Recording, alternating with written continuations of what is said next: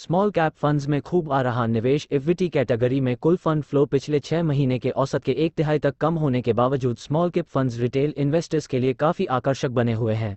Economic times की एक report से ये खुलासा हुआ है। Association of mutual funds in India (AMFI) के आंकड़ों से पता चलता है कि पिछले एक साल में सभी इक्विटी फंड कैटेगरी में से स्मॉल कैप फंडों में सबसे अधिक 24,082 करोड़ का इनफ्लो आया था। ये कुल इक्विटी इनफ्लो का 20% है।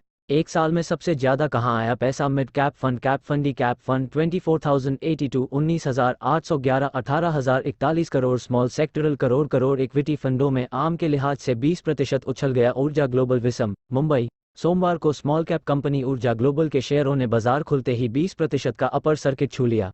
वजह बना टेस्ला का नाम। स्मॉल कैप कंपनी ऊर्जा ग्लोबल के शेयर में बीते 2 ट्रेडिंग सेशन में 43.50% का उछाल आ चुका है। दोनों ही ट्रेडिंग सेशन में स्टॉक में 20% का अपर सर्किट लगा है। स्टॉक में 2 दिनों से तेजी इसलिए आई है क्योंकि कंपनी ने रेगुलेटरी फाइलिंग में कहा कि उसने टेस्ला पावर यूएसए के साथ करार किया है। हुआ यह है कि कई इन्वेस्टर्स को लगा कि कंपनी ने इलॉन मस्क की टेस्ला के साथ अग्रीमेंट किया है, जबकि ऐसा नहीं था। छठे महीने 2.0 से ऊपर रही है। Gross buy to sell ratio से खरीदारी क्षमता का आकलन होता है।